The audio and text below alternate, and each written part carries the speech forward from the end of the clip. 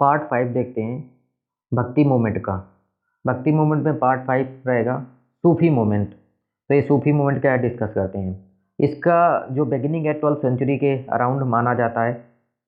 ये जो सूफी मूवमेंट था एक्चुअली ये पर्सिया से ओरिजिन होता है, पर्सिया से स्टार्ट होता है। पर्सिया प्रेजेंट डे कह सकते हो, ईरान वाले एरिया को पर्सिया कहते हैं। ये एक रिलीजियस रिफॉर्म मूवमेंट था इस्लाम के अंदर। इस्लाम के अंदर क्या था, मैटेरियलिज्म बहुत ज़्यादा बढ़ गया था, उसको रिफॉर्म के लिए ये सूफी मूवमेंट आया था। और जो रिलीजियस लीडर जो इस सूफी मूवमेंट को लेके आगे बढ़े उन्हें सूफी कहा जाता था। सिंपल सी बात है। इंडिया में सूफी मूवमेंट कब आया? इंडिया में सूफी मूवमेंट 1300 एडी के अराउंड आता है। ठीक है, तो ये तो नॉर्थ इंडिया में आता है और साउथ इंडिया में 15 सेंचुरी के अराउंड पहुंच जाता है। ठीक है, ये सूफी इस्लाम की एक मिस्टिकल आर्म है। ठीक है, तो सूफी का मतलब क्या होता है? सूफी मीन्स वूल। ठीक है, people who wear long woollen cloth were called Sufis. ठीक है, ये इस्लाम के अंदर एक लिबरल रिफॉर्म मूवमेंट रहेगा। इस्लाम के अंदर ये रिफॉर्म की बात करता है। ठीक है, अब ये किस रिलेशन पे बेस्ड होता है, कैसा इसमें प्रैक्टिस चलती है? देखो, ये एक रिलेशन होता है पीर और मुरीद, मतलब टीचर और स्टूडेंट के बीच में जो रिलेशन होता है उसी रिलेशन पे बेस्ड होता है। मतलब कैसा? टीचर अपने स्टूडेंट को कुछ सिखाएगा, अच्छी बातें वो सीखेगा, वही है सूफीज्म में ऐसे ही चलता है। ठीक है, तो अब अर्ली सूफी संत की बात करते हैं। अर्ली सूफी संत कौन रहे? जैसे रबिया, मंसूर बिल हलाल, ये अर्ली सूफी संत रहे। एक्चुअली सूफी जो ऑर्डर है ये दो पार्ट में टूट गया था। एक तो बाशरा, ये जो इस्लामिक लॉ को फॉलो करते थे, और एक थे बेसरा जो इस्लामिक लॉ को फॉलो नहीं करते थे। सूफी लोग सेल्फ डिसिप्लिन की बात करते थे। ठीक है, सेल्फ डिसिप्लिन की बात करते थे। ऑर्थोडॉक्स सिस्टम को नहीं मानना है, ये रूढ़िवादी पुरानी सोच इन सब को नहीं मानना है। ठीक है, और ये इनर प्योरिटी की बात करते थे कि सर आदमी को अंदर से हृदय से पवित्र होना चाहिए, ऐसी ये बात करते थे। ठीक है, सूफिज्म तो इंडिया में 11th एंड 12th सेंचुरी के अराउंड इंटर कर गया था। ठीक है, याद रखना। तो ये पर्सन जो है इनका नाम याद रखना, Al Hujwiri. Al Hujwiri was the first Sufi who settled in India. ये फर्स्ट पर्सन थे जो इंडिया में सेटल्ड हुए, और इनकी डेथ कब हुई थी? 1089 में इनकी डेथ हो गई। इनको पॉपुलरली ये एक और नाम से जाने जाते थे, इनको दाता गंज नक्श भी कहते थे, याद रखना ये। सूफिज्म स्टार्टिंग में किन एरिया में आया? जैसे मुल्तान में, पंजाब में। शुरू में तो सूफिज्म के यहाँ पर सेंटर थे, मगर धीरे धीरे ये कश्मीर में, बिहार में, डेक्कन में भी फैल गया। तो अब इसेंशियल कैरेक्टरिस्टिक्स ऑफ सूफिज्म, कुछ सूफिज्म की इसेंशियल कैरेक्टरिस्टिक्स देखते हैं। पहला है फना। फना का मतलब क्या होता है? Spiritual merger of devotee with Allah. जो डिवोटी है वो अल्लाह में समा जाएगा। इंसान कामिल। इंसान कामिल कौन होता है? Perfect human being with all virtue, जिसमें सारे के सारे गुण होंगे, ऐसा परफेक्ट ह्यूमन होना चाहिए। जिक्र तौबा, इसका मतलब होता है remembrance of God all the time, मतलब भगवान को हमेशा याद करो। ठीक है, और भगवान को हमेशा याद करते रहो। अब नेक्स्ट है वहा वहादातुल वजूदी। वहादातुल वजूदी, इसका मतलब क्या होता है?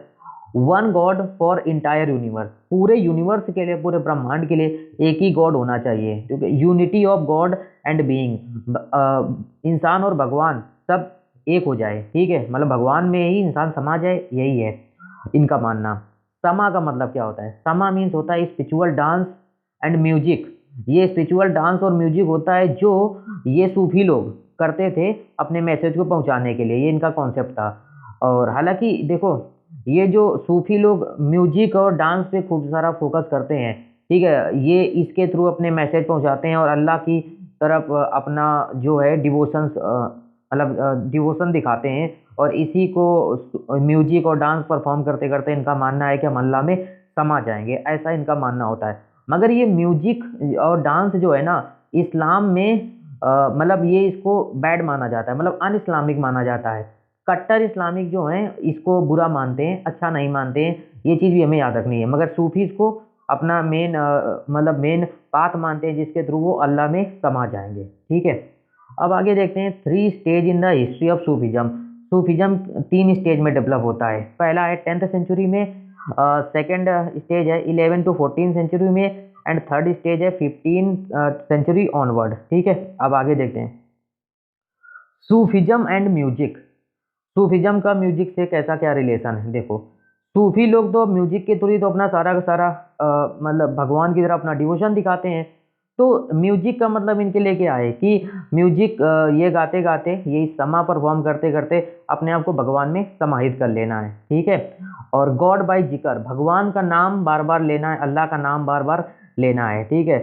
समा, समा वही हमने बात कर लिया। समा का मतलब होता है कि अपने आप को ये सिंगिंग, गाना गाते गाते और उनको याद करते करते अपने आप को अल्लाह में समाहित कर लेना है, ये चीज़। अब आगे देखते हैं कि जो एक राइटर रहे जिनका नाम है अमीर खुसरो, ये सूफी ट्रेडिशन के काफ़ी फेमस राइटर रहे और ये निजामुद्दीन औलिया के फॉलोवर भी रहे। याद रखना, अमीर खुसरो ने काफ़ी कुछ लिखा है इस सूफिज़म से रिलेटेड, याद रखना।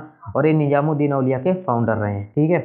अब आगे देखते हैं, एक्चुअली सूफी ट्रेडिशन को ही माना जाता है सितार और तबला के इन्वेंशन के पीछे, इनको ही क्रेडिट दिया जाता है, ठीक है।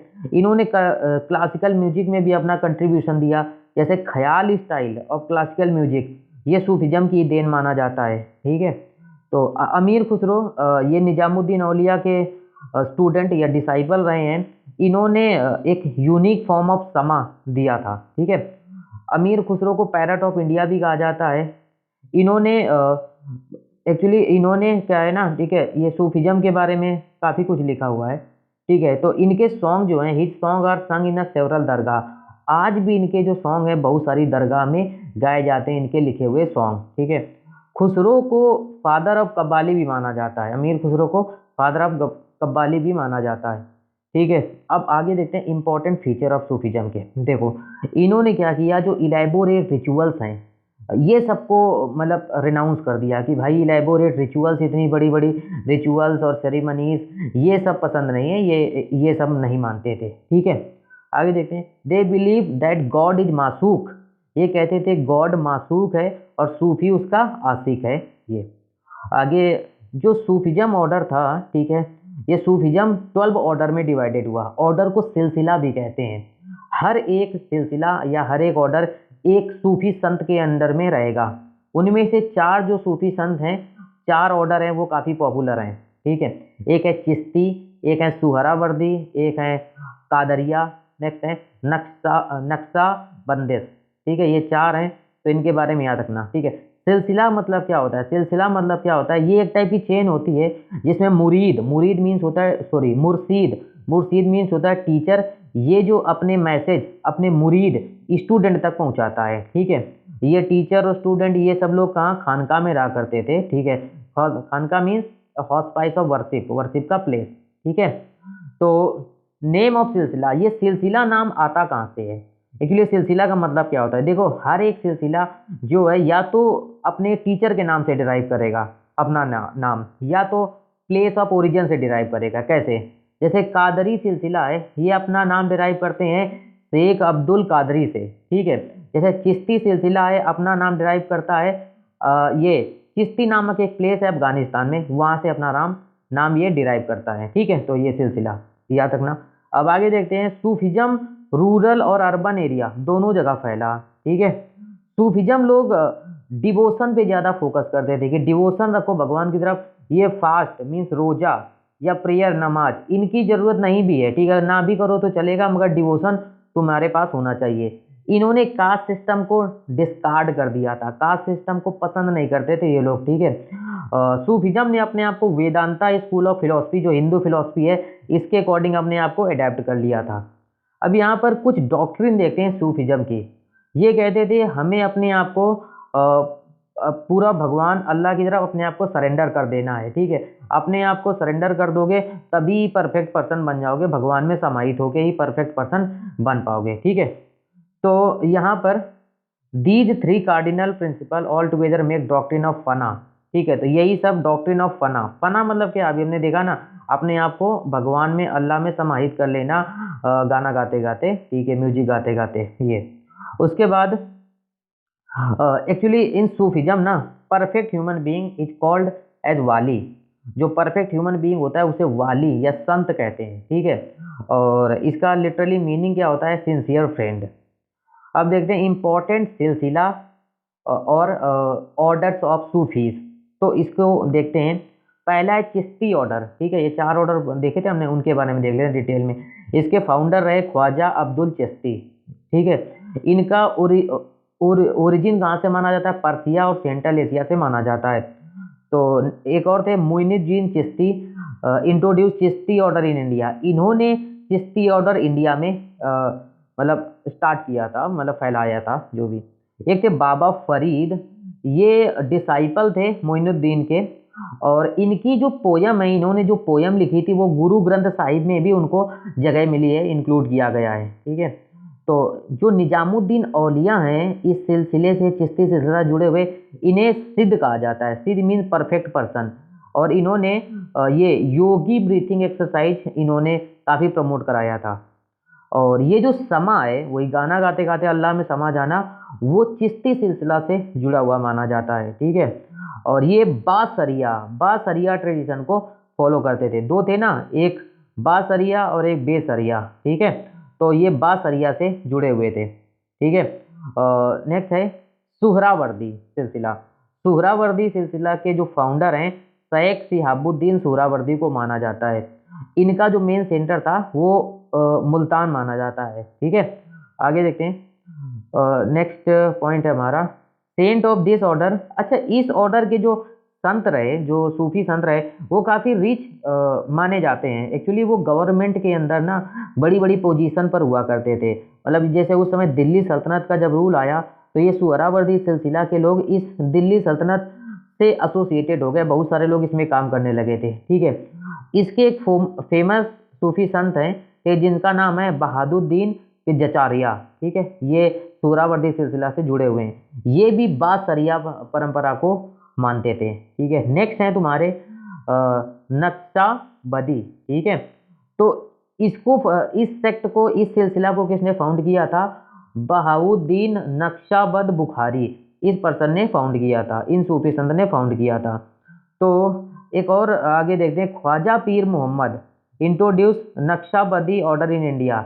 एक्चुअली ये जो नक्शबंदी ऑर्डर है, इसको ख्वाजा पीर मोहम्मद ने, अकबर का जब रूल था इंडिया में, उस समय इस ऑर्डर को इंडिया में इंट्रोड्यूस किया गया था। और ये एक ऑर्थोडॉक्स सेक्ट है, ठीक है, रूढ़िवादी सेक्ट जिसे माना जाता है। तो इस तरीके से हमने जो इम्पोर्टेंट पॉइंट हैं ये सब सूफिज्म के कवर कर लिए, ठीक है। अब ये सूफिज्म तो खत्म होता है, इसी के साथ जो भक्ति मूवमेंट था, पूरा का पूरा ये भक्ति मूवमेंट का टॉपिक भी खत्म हो जाता है। नेक्स्ट हमारा आएगा मिडिवल हिस्ट्री में अगला टॉपिक मुगल पीरियड। इसको हम अगले वीडियो में कवर करेंगे।